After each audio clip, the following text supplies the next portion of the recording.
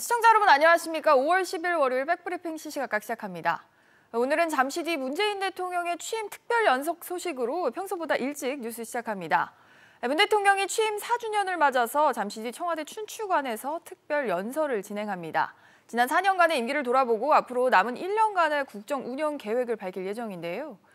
뒤이어서는 기자들과의 사전 각본 없는 질의응답도 이어집니다. 저희도 생중계로 특별 연설부터 함께 전해드리도록 하겠습니다. 오늘 기자들과 질의응답에서는 국민적인 관심사가 높은 여러 현안에 대한 질문이 쏟아질 것으로 예상이 됩니다. 우선 지난달 4.7 재보선 패배, 또 최근 여권 지지율 하락의 주요 원인으로 꼽히는 사안이죠.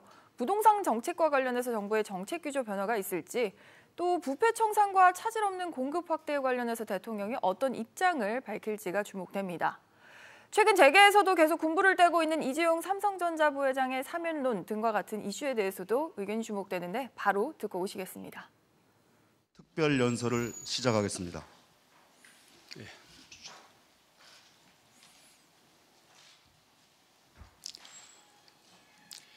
존경하는 국민 여러분, 임기 1년이 남았습니다. 보통 때라면 마무리를 생각할 시점입니다. 하지만 저는 남은 1년이 지난 4년 그 어느 때보다 중요하다고 느낍니다. 우리는 여전히 위기 속에 있고 국민들은 평범한 일상으로 복귀하지 못하고 있습니다. 위기 극복을 넘어 위기 속에서 새로운 미래를 만들어내는 것이 우리 정부의 남은 과제입니다. 더 당당한 대한민국, 더 나은 국민의 삶이 그것입니다. 우리는 이미 희망을 보았습니다. 인수위 없이 임기를 시작하고 쉼 없이 달려왔지만 임기를 마치는 그날까지 앞만 보고 가야 하는 것이 우리 정부의 피할 수 없는 책무라고 생각합니다. 코로나 사태가 발생한 지 벌써 1년 3개월이 지났습니다. 이렇게 오래 갈 줄 몰랐습니다. 이토록 인류의 삶을 송두리째 뒤흔들 줄 몰랐습니다. 감염병과 방역 조치로 인한 고통, 막심한 경제적 피해와 실직, 경험해보지 못한 평범한 일상의 상실, 이루 헤아릴 수 없는 어려움을 겪고 계신 국민들께 깊은 위로의 말씀을 드립니다. 정말로 감사한 것은 위기의 순간에 더욱 강한 대한민국의 저력을 보여주었다는 점입니다. 우리나라가 어느 선진국보다도 방역 모범 국가가 될 것이라고 누구도 예상하지 못했습니다. 그러나 우리는 해냈습니다. OECD 국가 가운데 코로나 이전 수준의 경제를 가장 빠르게 회복하는 나라가 될 것이라고 누구도 상상하지 못했습니다. 그러나 우리는 보란 듯이 해냈습니다. 위대한 국민이 있었기에 가능했습니다. 우리 국민은 고난의 기나긴 터널 속에서도 서로 인내하며 연대하고 협력했습니다.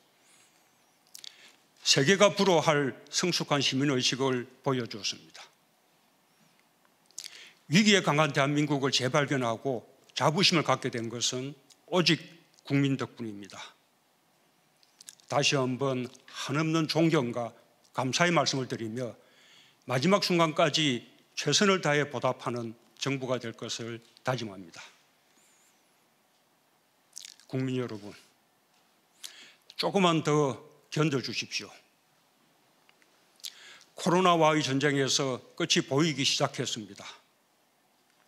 백신 접종의 속도를 내면서 집단 면역으로 다가가고 있습니다. 집단 면역이 코로나를 종식시키지 못할지라도 덜 위험한 질병으로 만들 것이고 우리는 일상을 회복하게 될 것입니다. 빠른 경제 회복이 민생 회복으로 이어지게 하고 일자리 확보, 코로나 격차와 불평등 해결에 전력을 기울이겠습니다. 선도형 경제로의 대전환에 매진하여 선도국가 도약의 발편을 마련하겠습니다. 정부는 위대한 국민과 함께 위기를 박차고 회복과 포용, 도약의 길로 힘차게 나아가겠습니다. 국민 여러분, 방역 상황의 불안을 아직 떨치지 못하고 있습니다. 하지만 전 세계적으로 코로나 확진자가 증가하는 추세 속에서 우리나라는 방역 당국의 관리 범위 안에서 통제되고 있습니다. 특히 가장 중요한 치명률은 다른 나라와 비교할 수 없을 정도로 낮은 수준입니다. 그동안의 백신 접종과 국산 항체 치료제가 치명률을 낮추는 데 큰 역할을 하고 있습니다. 정부는 선제검사와 철저한 역학조사, 신속한 치료 등 방역의 원칙과 기본을 흔들림 없이 지켜왔고, 국민들께서 경제적 피해와 불편함을 감수하면서 적극 협조해 주신 덕분에 K방역이 지금까지 세계의 모범이 될 수 있었습니다. 하지만 보이지 않는 감염이 지속되고 있고 변이 바이러스에 대한 우려도 커지고 있습니다. 한순간도 경계를 늦출 수 없습니다. 상황이 안정될 때까지 정부가 더욱 철저한 방역 관리에 나서겠습니다. 백신 접종으로 일상회복의 대장정이 시작되었습니다. 좀 더 접종이 빨랐더라면 하는 아쉬움이 있는 것이 사실입니다. 백신 접종에 앞서가는 나라들과 비교도 하게 됩니다. 하지만 백신 개발국이 아니고 대규모 선투자를 할 수도 없었던 우리의 형편에 방역 당국과 전문가들이 우리의 방역 상황에 맞추어 백신 도입과 접종 계획을 치밀하게 세우고 계획대로 차질 없이 접종을 진행하고 있는 것은 정당한 평가를 받아야 한다고 생각합니다. 특히 전 세계적인 백신 공급 부족과 수급 불안정으로 인해 백신 확보 경쟁이 치열한 가운데 기업들까지 힘을 보탠 전방위적 노력으로 우리 국민 2배 분량의 백신을 확보할 수 있었습니다. 3차 접종의 가능성과 변이 바이러스 대비 미성년자와 어린이 등 접종 대상의 확대, 내년에 필요한 물량까지 고려하여 추가 물량 확보를 위한 노력을 계속해 나갈 것입니다. 접종 속도도 높여나가고 있습니다.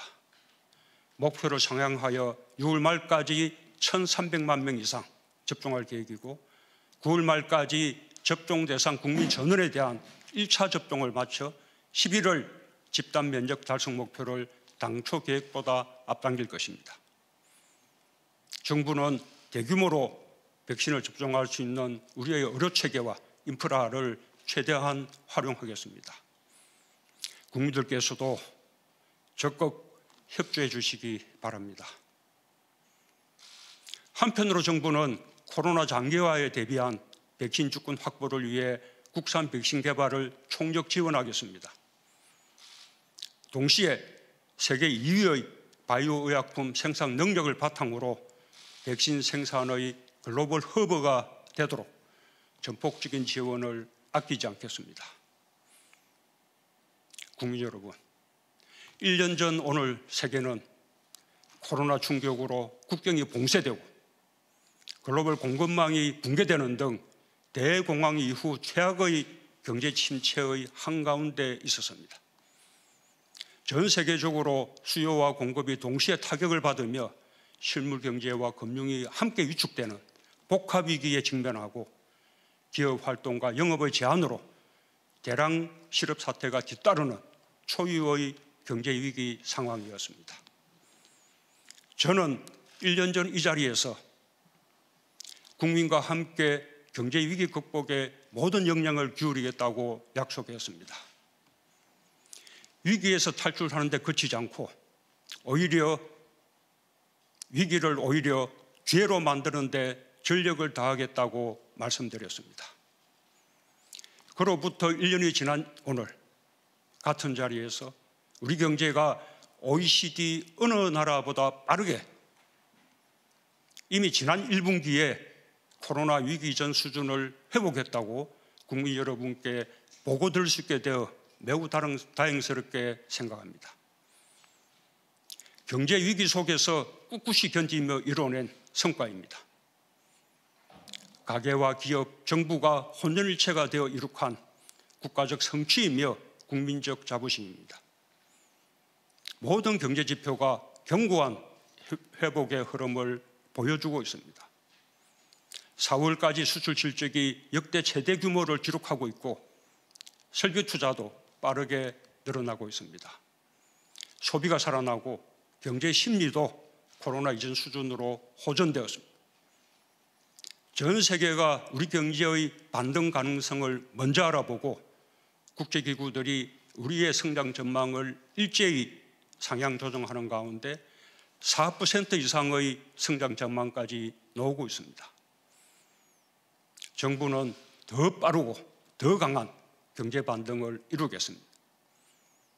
올해 우리 경제가 11년 만에 4% 이상의 성장률을 달성할 수 있도록 정부 역량을 총동원하고 민간의 활력을 높이겠습니다. 적극적 확장 재정으로 경제 회복을 이끌고 방역 안정에 맞추어 과감한 소비 진작책과 내수 부양책을 준비하겠습니다. 선제적인 기업 투자를 적극 지원하고 특히 수출에서 역대 최대 실적을 목표로 모든 지원을 아끼지 않겠습니다. 경제 지표가 좋아졌다고 국민의 삶이 곧바로 나아지는 것은 아닙니다. 위기가 불평등을 더 심화시키고 있습니다. 경제 회복의 온기를 국민 모두가 느낄 때 비로소 완전한 경제 회복이라 말할 수 있을 것입니다. 완전한 경제 회복에 이르는 최우선 과제는 일자리 회복입니다. 고용 상황이 나아지고 있지만 여전히 위기 이전 수준을 회복하지 못하고 있습니다. 최근의 경제 회복 흐름이 일자리 회복으로 연결되도록 정책적 역량을 집중하겠습니다. 무엇보다도 양질의 민간 일자리 창출에 주안점을 두겠습니다. 지난 3월의 고용 회복에서 민간 일자리 증가가 큰 몫을 차지하는 긍정적인 변화가 있었습니다. 디지털, 그린 등 미래 유망 분야에서 대규모 일자리가 창출될 수 있도록 투자 확대와 함께 인재 양성과 직업 훈련 등을 강력히 지원해 나가겠습니다. 특히 기업과의 소통을 강화하여 규제 혁신, 신산업 육성, 벤처 활력 지원 등 민간 일자리 창출 기반을 확대해 나가겠습니다. 조선업 등 경기 회복과 함께 고용 확대가 예상되는 분야에 대해서는 숙련된 인력들이 적기에 공급될 수 있도록 지원하겠습니다. 코로나 충격으로 일자리 격차가 확대된 것이 매우 아픕니다. 특히 고통이 큰 청년과 여성들에게 각별한 관심을 가지겠습니다. 일자리 예산을 신속히 집행하면서 추가적인 재정 투입도 필요하다면 마다하지 않겠습니다. 임기 마지막까지 일자리를 최우선에 두고 하나의 일자리라도 더 만드는 데 최선을 다하겠습니다. 완전한 경제 회복의 종착점은 코로나 격차와 불평등을 해소하는 것입니다. 우리 정부는 경제적 불평등 완화를 국가적 과제로 삼고 출범 초기부터 소득주도 성장과 포용 정책을 강력히 추진했습니다. 최저임금 인상, 비정규직의 정규직화, 노동시간 단축, 기초연금 인상, 아동수당 도입, 고교 무상교육 시행, 건강보험 보장성 강화 등 수많은 정책을 꾸준하게 추진했습니다. 시장의 충격을 염려하는 반대 의견도 있었지만 적어도 고용안전망과 사회안전망이 강화되고 분배의 지표가 개선되는 등의 긍정적 성과가 있었던 것은 분명합니다. 저는 그것이 코로나를 이겨내는 큰 힘이 되고 있다고 믿습니다. 하지만 코로나 위기가 흐름을 역류시켰습니다. 코로나가 핥히고 드러낸 상처가 매우 깊습니다. 특히 어려운 사람들을 더욱 어렵게 만들어 코로나 격차 속에서 불평등이 더욱 심화되었습니다. 코로나 자체로 인한 직간접적 피해도 매우 크지만 코로나로 촉발된 사회 경제의 변화 속에서 성자가 되는 업종과 기업이 있는 반면 밀려나는 업종과 기업이 있습니다. 일자리의 변화는 갈수록 커질 전망입니다.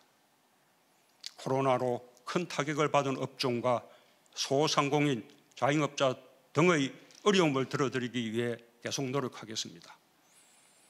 고용보험 적용 확대, 국민 취업 지원 제도의 안착을 통해 고용 안전망을 보다 튼튼히 하겠습니다. 실시간 소득 파악 체계를 구축하여 전 국민 고용보험 시대를 열고 체계적인 재난지원과 촘촘한 복지를 실현하는 기반을 만들겠습니다. 상병수당 도입, 부양의무자 폐지 등의 정책도 속도를 내겠습니다.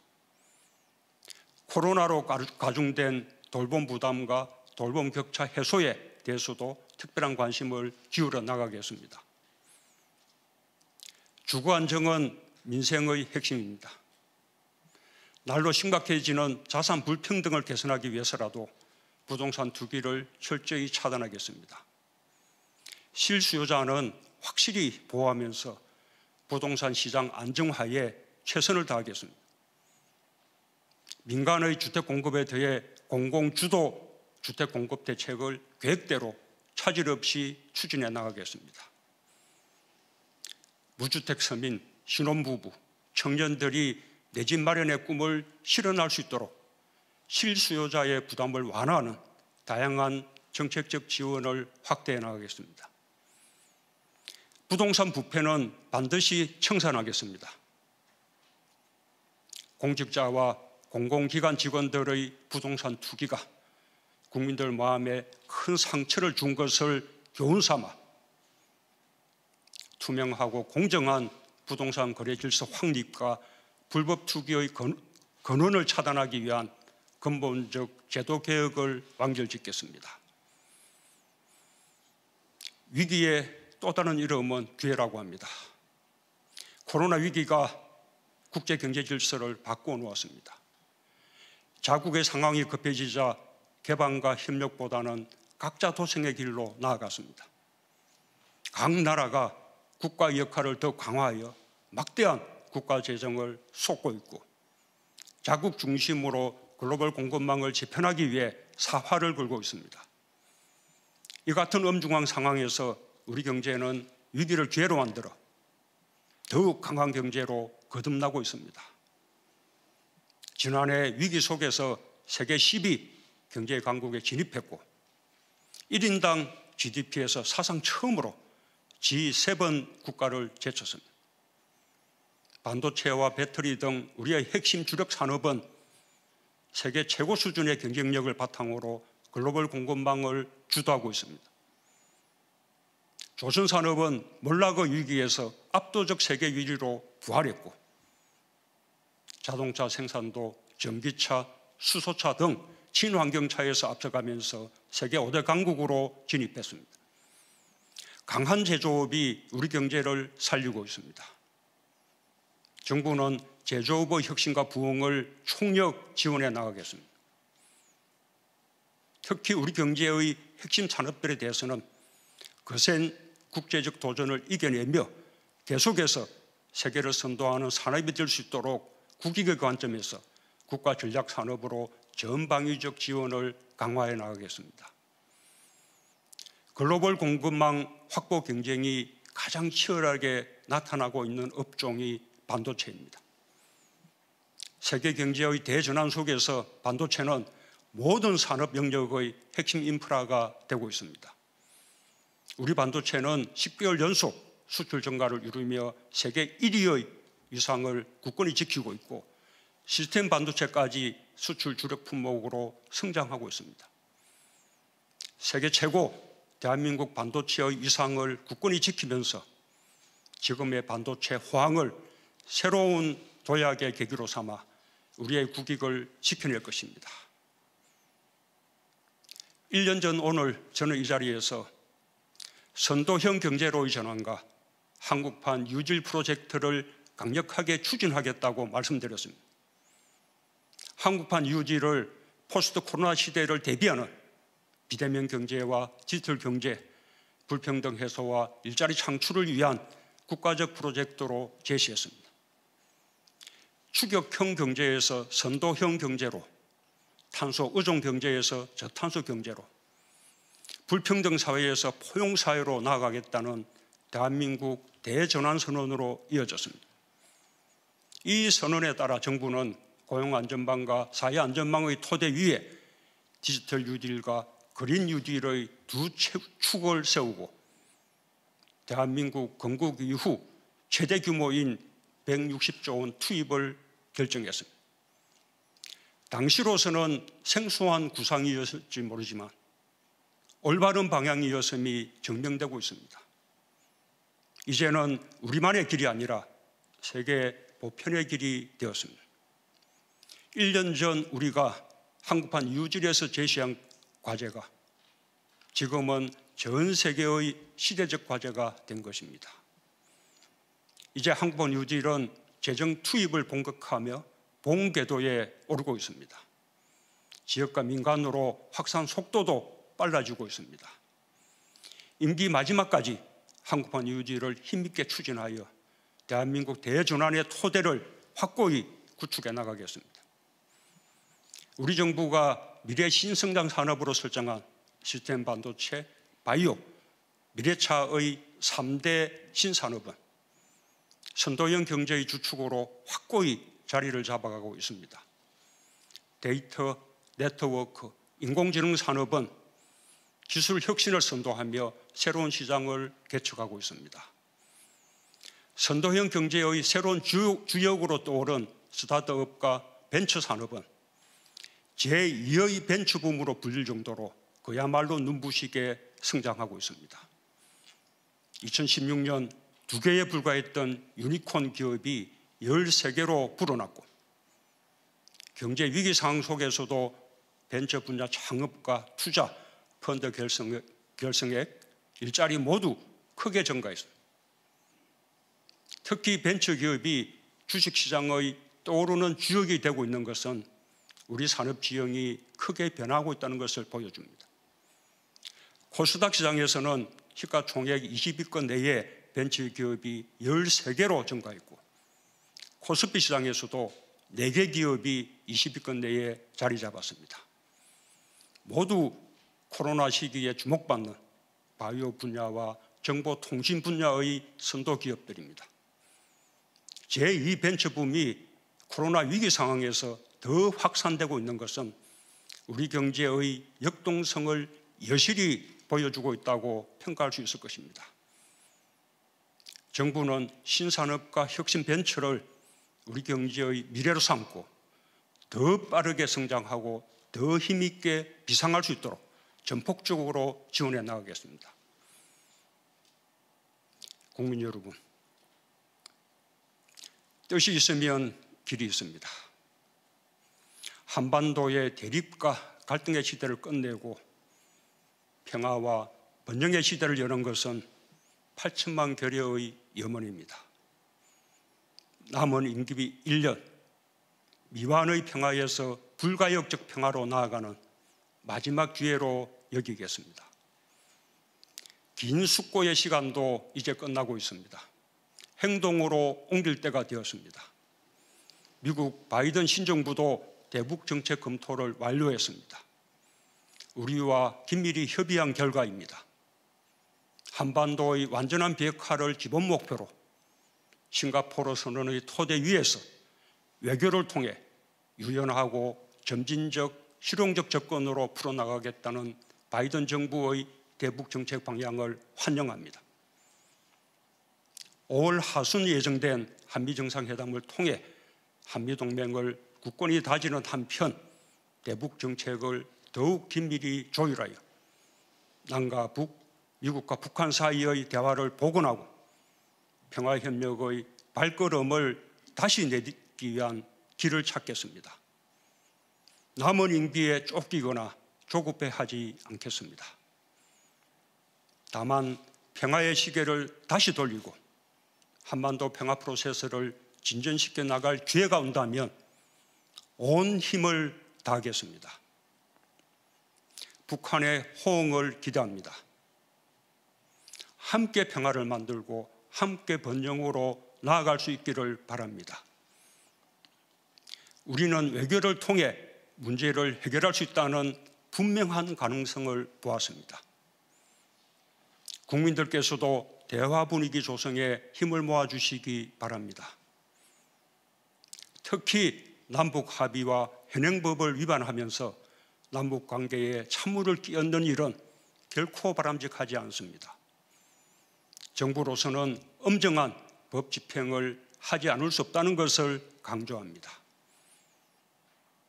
우리 대한민국은 G7에 연속으로 초청되는 나라가 될 만큼 국가적 위상이 매우 높아졌습니다. K-방역이 세계의 표준이 되었고 세계는 우리 경제의 놀라운 회복력과 성장 잠재력에 주목하고 있습니다.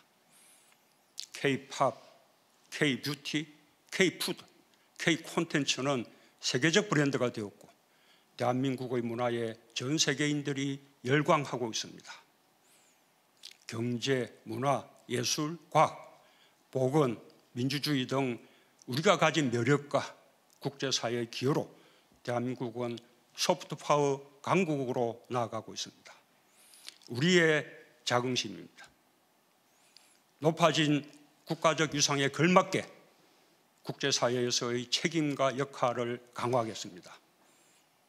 코로나 이전까지 저는 모두 24차례에 걸쳐 31개국을 방문했고 코로나 상황에서도 48개국 정상 및 국제기구 수장과 65회 전화 또는 화상 통화를 하며 국제사회의 연대와 협력에 네, 여기까지 문재인 대통령의 취임 4주년 기념 특별 연설을 듣고 오셨습니다. 이번 연설의 핵심 내용들 취재기자 연결해서 다시 짚어보도록 하겠습니다. 정인영 기자. 네, 정은영입니다. 오늘 대통령 연설을 보면 코로나19가 사실 이렇게 오래 갈 줄 몰랐다. 백신 수급과 관련해서는 조금 아쉬운 것도 사실이다. 이렇게 허심탄회한 고백을 하기도 했는데 대통령이 지금 보면 연설에서 가장 강조한 게 아무래도 역시 코로나19 극복이겠죠. 네, 문 대통령은 백신 접종을 통한 집단 면역, 나아가 경제 회복에 전력을 기울이겠다고 밝혔는데요. 6월 말까지 1,300만 명 이상에게 백신을 접종하고 9월 말까지 접종 대상 국민 전원에 대한 1차 접종을 마쳐 11월 집단 면역 달성 목표를 당초 계획보다 앞당기겠다고 약속했습니다. 그러면서 올해 우리 경제가 11년 만에 4% 이상의 성장률을 달성할 수 있도록 정부 역량을 총동원하겠다고 강조했습니다. 또 적극적 확장 재정으로 경제 회복을 이끌고 방역 안정에 맞춰 과감한 소비 진작책과 내수 부양책을 준비하겠다고 말했습니다. 이와 함께 기업 투자에 대한 지원, 특히 수출에서 역대 최대 실적을 목표로 지원을 아끼지 않겠다고 밝혔습니다. 네, 또 남은 1년 동안 문 대통령이 직접 과제로 제시한 것들 어떤 것들이 있었습니까? 네, 문 대통령은 먼저 완전한 경제 회복에 이르는 최우선 과제로 일자리 회복을 꼽았습니다. 이를 위해 양질의 민간 일자리를 창출하고 예산이 필요하다면 추가 재정 투입도 마다하지 않겠다고 밝혔습니다. 또 코로나로 발생한 경제적 불평등 해결을 위해 소상공인을 지원하고 고용보험 적용 확대 등을 통한 고용 안정망 강화도 언급했습니다. 이와 함께 부동산 시장 안정화도 강조했습니다. 문 대통령은 부동산 투기는 철저히 차단하고 신혼부부, 청년 등 실수요자 지원을 위한 지원을 확대하겠다고 다시 한번 강조했습니다. SBS 비즈 정윤영입니다. 네, 다음은 다시 돌아와서 일반 경제 뉴스로 보도 이어가도록 하겠습니다. 첫 소식 금융시장 소식으로 전해드립니다. 코스피가 8거래일 만에 3,200선을 회복을 했습니다.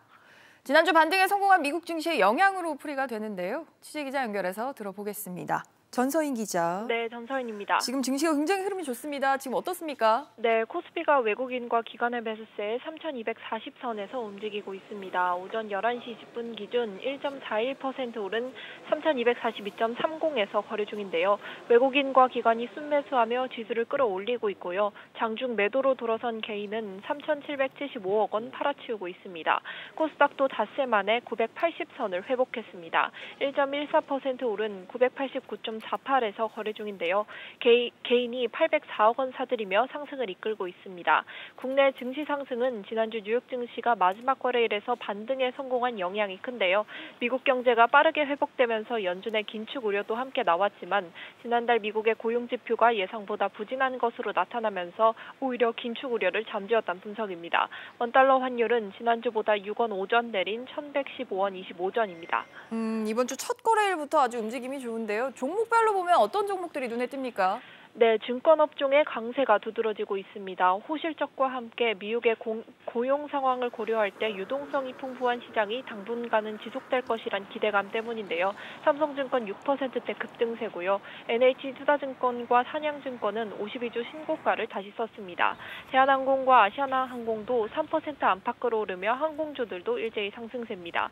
또 셀트리온이 자체 개발한 코로나19 항체 치료제가 전 세계에 판매를 개시했다는 소식에 3.38% 오른 채 거래되고 있고요. 지난달 미국 시장에서 2달 연속 최다 판매 기록을 세운 현대차와 기아도 오름세입니다. 반면 가격 담합 혐의로 공정위가 제재에 착수한 HMM은 0.12% 하락세입니다. SBS 비즈 전서인입니다. 네, 금융 소식으로 이어가겠습니다. 최근 1년 사이 대출 금리가 오르면서 이자에 대한 부담도 그만큼 커지고 있습니다. 주택담보대출금리는 무려 21개월 만에 최고치를 기록했다고 하는데요. 이 소식도 알아보겠습니다. 오정인 기자. 네, 오정인입니다. 금리가 지금 매달 오르고 있다고 하죠. 구체적으로 얼마나 올랐습니까? 네, 작년 7월과 이번 달 주요 4대 시중은행의 금리를 살펴보면요. 1등급 고신용자의 신용대출 금리는 1.99%에서 최고 3.51%였는데 2.57%에서 3.62%로 올랐습니다. 적게는 0.11%포인트에서 많게는 0.6%포인트 가까이 상승했습니다. 주택담보대출 변동금리는 최고금리가 소폭 하락한 반면 최저금리는 0.3%포인트 올랐고요. 혼합형 주담대금리는 최고금리, 최저금리가 각각 0.4%포인트, 0.65%포인트 올랐습니다. 그런데 오 기자, 지금 이게 4대 시중은행의 금리만 오르는 게 아니라 은행권 전반이 좀 비슷한 상황인 거죠? 그렇습니다. 한국은행의 지난 3월 기준 예금은행의 전체 가계대출 금리는 평균 2.88%였습니다. 지난해 4월 이후 11개월 만에 가장 높았는데요. 일반 신용대출은 최대 3.7%로 지난해 2월 이후 가장 높았고 주담대는 2.73%로 나타났습니다. 특히 주담대 금리는 2019년 6월 2.74%를 기록한 뒤 21개월 만에 가장 높은 수준입니다. 기준금리는 그대로지만 시장금리가 오른 데다 대출 규제 기조에 은행들이 우대금리를 낮추면서 결국 금리가 더 오른 겁니다. 그렇군요. 이런 가운데 대출 금리가 1%포인트 오르면 이자 부담의 경우에는 12조 원이 더 가까이 늘어난다. 이런 분석도 있더라고요. 그렇습니다. 상위 20%, 소득 5분의 1을 제외한 저소득과 중산층의 이자 부담 증가분만 해도 6조 6천억 원에 달하는데요. 때문에 서민과 영세사업자부터 충격이 시작돼 부실이 빠르게 늘어날 수 있다는 우려도 나오고 있습니다. SBS 비즈 오정인입니다. 지난 3월 25일부터 시행된 금융소비자보호법에 따라서 대출을 받아놓아도 2주 이내로 취소를 할 수가 있는데요. 이렇다 보니까 금소법 시행 이후 대출을 계약을 해놓고 취소를 하는 경우가 2배나 넘게 늘었습니다. 단기간 돈을 빌려 쓰는 창구로 악용되는 거 아니냐, 이런 우려도 나오고 있는 상황입니다. 취재기자 연결해서 들어보죠. 권준수 기자. 네, 권준수입니다. 실제로 대출 계약을 좀 철회하는 경우가 많이 늘었다고요?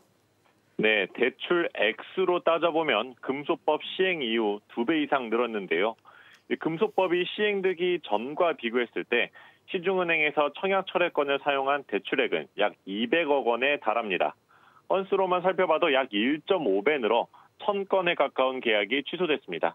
금소법에서는 소비자가 14일 이내로 중도 상환 수수료 없이 대출 계약을 자유롭게 취소할 수 있게 돼 있는데요. 만약 청약을 철회하더라도 빌린 기간 동안 발생하는 이자만 갚으면 됩니다. 소비자 권리가 확실히 강화되기는 했는데 금융사 입장에서 보면 또 부담일 수밖에 없겠어요. 네, 그렇습니다. 우선 청약을 철회하더라도 이 대출과 관련한 기록은 모두 삭제되기 때문에 신용등급에도 영향을 주지 않습니다. 그러다 보니 저렴한 이자로 돈을 빌린 후에 이 대출액을 사용하다가 14일이 지나기 전에 돈을 갚는 사례도 늘고 있습니다. 금소법의 취지를 악용하는 건데요. 한 시중은행 관계자는 지난달 신용대출이 공모주 청약 등의 영향으로 역대 최대 6조 8천억 원이 늘었다면서 청약 기간이 끝나고 금세 대출을 취소하는 경우처럼 악용 사례가 있지 않겠냐라고 지적했습니다. SBS 비즈 권준수입니다. 이런 가운데 오늘부터는 복잡하고 또 위험이 큰 금융투자 상품의 경우에는 판매 과정이 녹취되고 2영업일 이상의 숙려 기간이 보장이 됩니다. 파생결합펀드 DLF 사태의 문제점 해소를 위해 투자자 보호에 나선 건데요. 이 내용도 들어보겠습니다. 김기송 기자.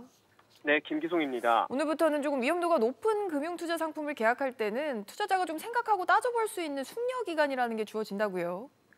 네, 그렇습니다. 오늘부터 금융사가 고난도 금융투자 상품을 판매할 때 투자자에게 2영업일 이상의 숙려 기간이 주어집니다. 금융위는 원금의 20%를 초과하는 손실이 날 수 있는 파생결합 증권과 파생상품, 투자자가 이해하기 어려운 펀드, 투자 일임, 금전 신탁 계약을 새로운 고난도 금융투자 상품으로 정의했습니다. 오늘부터 이 상품을 청약하는 투자자는 2영업일의 숙려 기간 동안 투자 위험과 원금 손실 가능성, 최대 원금 손실 가능 금액까지 금융사로부터 고지받게 됩니다. 쉽게 말해서 투자자가 조금 더 생각할 시간을 가질 수 있도록 오늘 가입 의사를 밝혀도 실제로 계약이 유효한 건 이틀 후부터 시작이 된다 이런 내용인데요. 그럼 이 영업일 이후에는 바로 계약이 체결이 됩니까? 어떻습니까? 아닙니다. 숙려 기간이 지난 후에는 서명, 녹취, 전자우편, ARS 등으로 청약 의사를 다시 표현하는 경우에만 청약 계약 체결이 확정됩니다. 숙려 기간 후 매매 의사를 밝히지 않아도 청약이 자동으로 확정됐던 과거 방식과는 달라지게 되는 겁니다. 금융위 관계자는 녹취 숙려 제도는 기존 투자자 보호 조치의 실효성을 높이기 위한 방안이라고 말했습니다. 알겠습니다. 뿐만 아니라 고령 투자자에 대한 연령 기준도 바뀐다고요?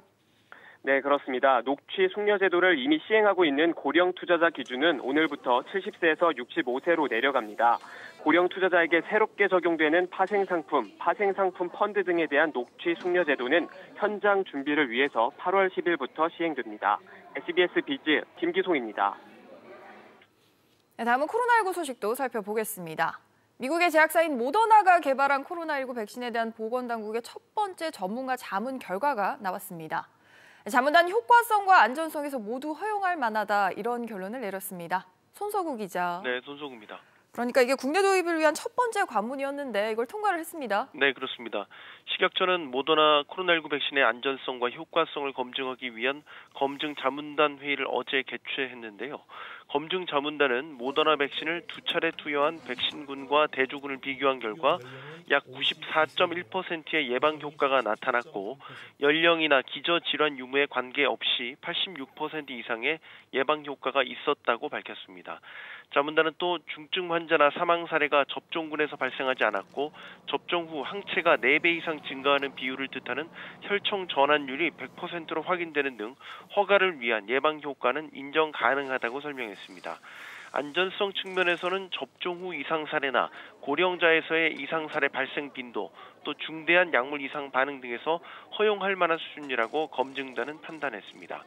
모더나 백신은 이제 중앙약사심의위원회와 최종 점검위원회의 검증을 받게 되며 두 번째 단계인 중앙약사심의위원회는 오는 13일 열릴 예정입니다.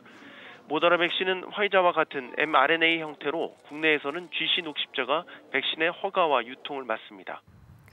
그런가 하면 오늘 또 체크해야 할 일정이 하나 있죠. 65세에서 69세 어르신들에 대한 아스트라제네카 백신 접종 사전 예약이 또 시작이 되죠. 네, 그렇습니다. 65세에서 69세까지 접종 대상 인원은 총 283만 8천 명으로 추산되는데요.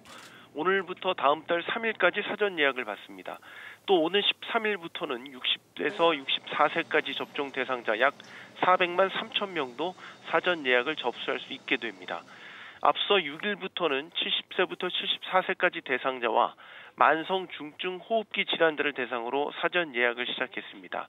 60에서 74세 모두 아스트라제네카 백신을 맞게 되며 접종은 이달 말부터 다음 달 중순까지 순차적으로 이뤄집니다. 한편 오늘 자정 기준 코로나19 신규 확진자는 463명으로 일주일 만에 다시 400명대로 떨어졌지만 주말 검사 건수 감소 영향으로 보입니다. SBS 비즈 손석우입니다. 다음은 기업들 소식 하나하나 자세히 살펴보겠습니다. 홍원식 회장이 사임한 남양유업이 쇄신안을 내놓을 예정인데요.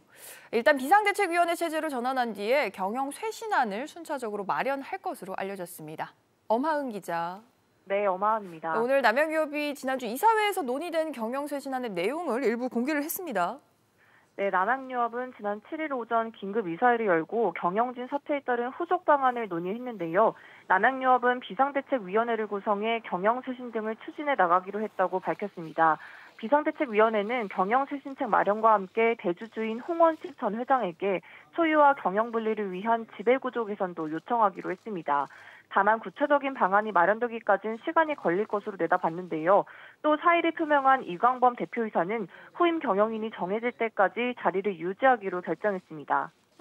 그럼 앞으로 나올 이 경영 쇄신안에는 구체적으로 어떤 내용이 담길까요? 네, 식품업계에서는 남양유업이 외부 인사를 대표로 영입할 가능성도 거론되고 있는데요. 총수 일가 중심의 이사회 운영 등 폐쇄적 지배구조에서 벗어나야 한다는 지적도 나오고 있습니다. 실제로 홍 회장을 포함한 가족들은 등기이사직을 유지하고 있고 홍 회장의 장남 홍진석 상무도 지난달 보직해임 됐지만 여전히 등기이사인 상태입니다. 또 53%가 넘는 홍 회장의 지분 매각 여부에 대해선 언급되지 않은 만큼 업계에선 홍 회장의 경영권 승계 포기가 남양유업의 지분 구조 변화로 이어지긴 어렵다고 내다봤습니다. SBS 비즈 엄하은입니다. 점점 산업 현장에서의 안전관리 경각심이 높아지고 있지만 안타까운 사고 소식은 끊이지 않고 있습니다. 현대중공업에서 주말 사이 또 한 번의 사망사고가 발생을 했습니다. 자세히 들어보겠습니다. 김정현 기자. 네, 김정현입니다. 언제쯤 일하다 죽지 않는 사회가 올까요? 주말 새 또 현대중공업 조선소에서 사망사고가 있었다고요?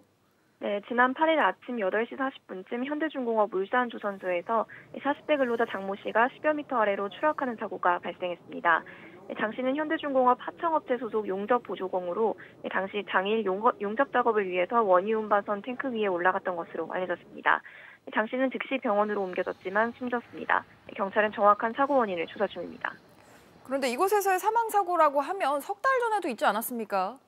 네, 현대중공업 울산조선소는 지난해 질식과 추락사고로 4명의 사망자가 발생해 고용노동부의 특별 근로감독을 받았습니다. 하지만 올해 2월 5일에도 40대 근로자가 숨지는 사고가 발생했는데요. 노동부는 다시 집중감독을 실시했지만 석 달 만에 이 같은 산재가 다시 발생한 겁니다. 그래서 또 안타까움을 키우고 있습니다. 같은 날에 현대제철 제철소에서도 안타까운 소식이 또 있었어요. 네, 같은 날 오후 10시 50분쯤 현대제철 당진제철소에서는 40대 근로자 김모 씨가 가열로 인근 기계에서 숨지는 사고가 발생했습니다. 한밤중 점검 업무였지만 당시 작업자는 김 씨 혼자였습니다. 김 씨는 가열로가 제대로 작동되는지 점검 중이었던 것으로 알려졌는데요. 김 씨는 사고 직후 동료들에게 발견돼 병원으로 옮겨졌지만 결국 숨졌습니다. SBS 비즈 김정혜입니다. 최근 철광석의 가격이 치솟으면서 원자재 가격까지도 잇따라서 오르고 있습니다. 아무래도 철강 제품을 많이 사용하는 자동차, 또 조선업계 등 제조업과 건설업계에 영향을 줄 수 있다고 하는데요. 이 소식도 자세히 들어보겠습니다. 윤성훈 기자. 네, 윤성훈입니다. 우선 최근에 철광석 가격이 얼마나 올랐습니까? 네, 지난 7일 중국 칭다오한 기준 철광석 가격은 톤당 212달러를 넘기며 사상 최고치를 기록했습니다. 처음으로 톤당 가격이 200달러를 넘긴 지 하루 만에 10% 넘게 급등하며 연일 최고치를 경신하고 있습니다. 지난 3월만 하더라도 철광석 가격은 톤당 150달러대를 유지했는데요. 최근 글로벌 경기회복에 따른 수요가 급증하면서 철광석 가격이 크게 오른 것으로 풀이됩니다. 철광석 가격이 사상 최고치다. 이렇게 되면 원자재 가격도 지금 만만치 않을 것 같습니다. 네, 그렇습니다. 우선 자동차에 사용되는 열연 강판은 지난달 말 톤당 110만 원으로 올랐습니다. 올해 초 열연 강판이 톤당 88만 원이었던 것과 비교하면 약 석 달 새에 25%가량 오른 겁니다. 조선 제조업에서 사용되는 후판도 톤당 110만 원으로 2011년 이후 10년 만에 100만 원대를 돌파했습니다. 건설업에 사용되는 철근 가격 역시 지난 7일 톤당 93만 원으로 연초보다 33% 가까이 급등했습니다.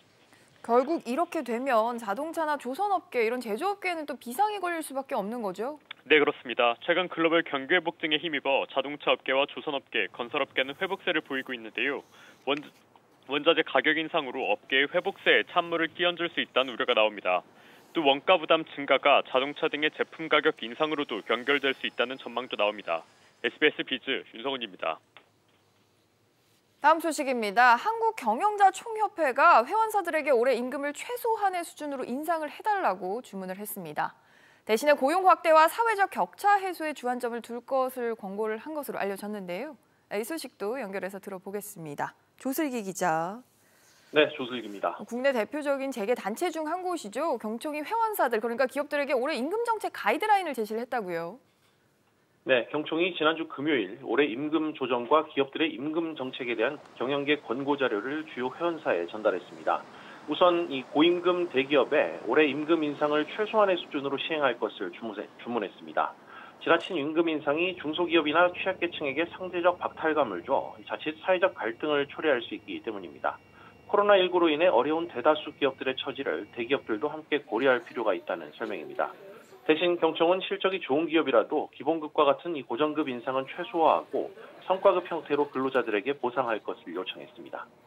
이렇게 임금 인상을 최소화하면 뭐 그 여력만큼 고용은 더 늘려달라 이런 뜻일까요? 네, 경총은 또 여력이 있는 대기업들은 임금 인상보다 고용 확대에 힘써달라고 당부했습니다. 민간 기업들의 고용 부진이 장기간 이어지고 있고 청년 실업이 심각하다는 점을 고려한 조치입니다. 아울러 임금 인상 최소화로 확보한 재원을 중소협력사 경영 여건 개선에도 적극 활용할 것을 요청한 것으로 알려졌습니다. 경총은 이 밖에도 우리 기업의 연공 중심의 임금 체계를 이 직무와 성과 중심 임금 체계로 개편할 것도 요청했습니다. SBS 비즈 조슬기입니다. NC소프트가 올해 1분기 기대 이하의 성적을 거뒀습니다. 신작의 부재 속 주력 게임 시리즈의 부진과 또 늘어난 비용 부담이 실적에 발목을 잡았습니다. 류선우 기자. 네, 류선우입니다. 1분기 성적표가 어떻게 나왔길래 그렇습니까? 네, NC소프트는 1분기 연결 기준 매출 5,125억 원, 영업이익 567억 원으로 집계됐다고 오늘 밝혔습니다. 리니지 2M 출시 효과로 역대 최고 분기 매출을 기록했던 지난해 1분기보다 각각 30%, 77%씩 줄었습니다. 전분기보다도 매출은 9%, 영업이익은 64% 감소하며 시장 전망치를 크게 밑돌았습니다. 기저 효과까지 반영을 해서 이렇게까지 성적이 또 부진한 이유는 뭡니까? 네, 우선 핵심 수익 창출원인 모바일 게임의 성적이 나빴는데요. 1분기 리니지 M과 리니지 2M의 매출은 모두 3,249억 원으로 집계됐습니다. 이는 지난해 같은 기간보다 41%, 전분기보다 14% 줄어든 수치입니다. 특히 최근 이용자 불매 운동을 겪은 리니지 M의 매출은 22% 넘게 감소했습니다. 다만 실적 발표 이후 컨퍼런스 콜에서 NC는 매출 하락은 분기별 영향이고 리니지 불매 운동에 영향은 없었다고 설명했습니다. 더불어서 이렇게 비용 측면에서 보면 늘어난 인건비 부담도 실적에 부담이 됐다고요. 네, NC는 인건비와 마케팅비 등 영업비용이 늘어서 영업이익이 줄었다고 설명했습니다. 인력 증가와 정기 인센티브, 일회성 특별 성과급 보상 지급 등으로 인건비가 전분기보다 26% 늘어난 2,325억 원으로 집계됐는데요. 지난 3월 NC는 전 직원의 연봉을 1,000만 원 이상씩 올리고 지난해 성과에 대한 특별 보너스로 전 직원에 800만 원을 지급한 바 있습니다. 다만 NC는 컨콜에서 올해 인건비가 두 자릿수로 증가할 것이라면서도 신작 효과로 이를 충분히 상쇄할 수 있을 것이라고 밝혔습니다. NC는 블레이드 앤 소울 2를 2분기 중에 출시할 계획입니다. SBS 비즈 류선우입니다.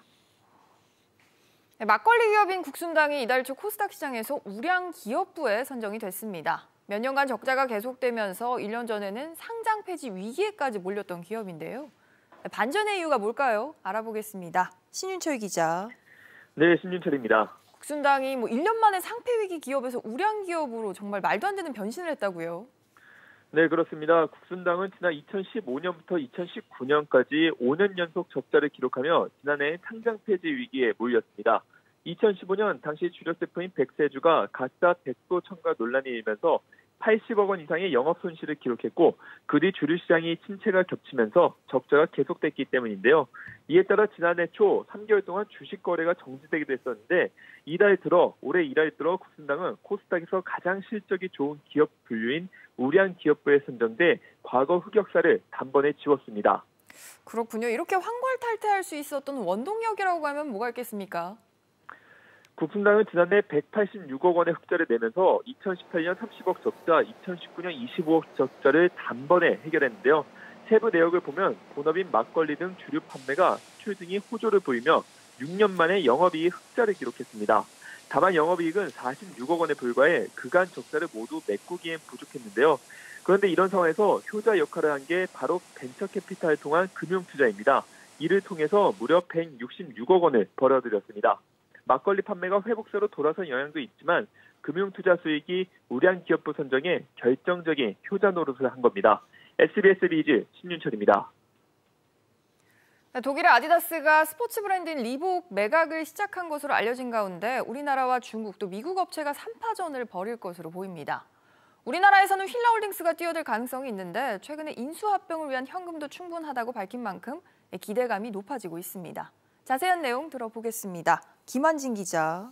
네, 김한진입니다. 우선 글로벌 스포츠용품 업체인 리복이 어떻게 매물로 나왔을까요? 네, 아디다스가 나이키를 공략한다며 2006년 38억 달러의 리복을 인수했는데요. 실적 부진을 거듭한 결과 지난해 말 평가액이 인수 가격의 3분의 1 수준인 12억 달러 선으로 주저앉았습니다. 이에 리복을 시장 매물로 내놓게 됐는데요. 중국 경제매체 재경망 보도에 따르면 중국 리닝과 안타스포츠, 또 미국 울버린과 시커모어 등이 입찰에 참여할 것으로 전해지는 가운데 우리나라에서는 휠라홀딩스가 뛰어들 수 있다는 전망이 나옵니다. 그런 전망에 또 배경이 있습니까? 네, 지난 3월 말 주주총회에서 휠라홀딩스 오너 2세인 윤근창 대표가 나이키와 아디다스 같은 몸집을 갖추는 게 목표라고 얘기를 한 바 있는데요. 그러면서 현재 쌓아놓은 현금을 어떻게 활용할지가 중요한 시점이라고 덧붙이기도 했습니다.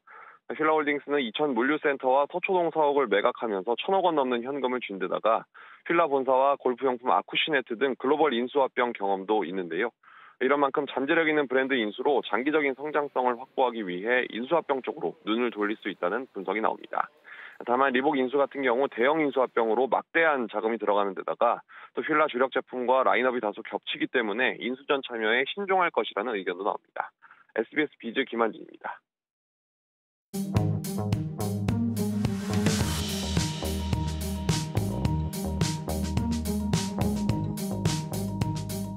안녕하세요. K웨더 공기지능센터에서 전해드리는 대기오염 예보입니다.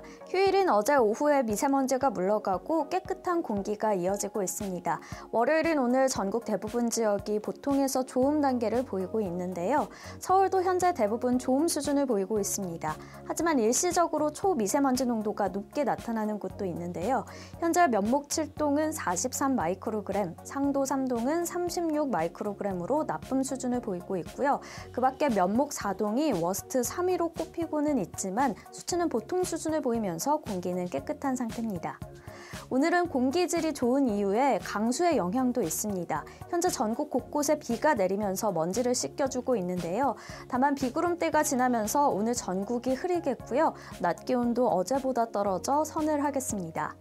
오늘은 중국 산동반도 부근에서 남하하는 기압골의 영향으로 비가 오겠습니다. 대기 확산은 원활하겠는데요. WHO와 환경부 예보에 따르면 오늘 전국 미세먼지 농도 좋음 수준을 보이면서 공기가 깨끗하겠습니다. 이번 한 주 공기는 대체로 깨끗하겠는데요. 다만 금요일 중북부 지방은 한때 나쁨 단계를 보이겠습니다. 지금까지 대기오염 예보였습니다.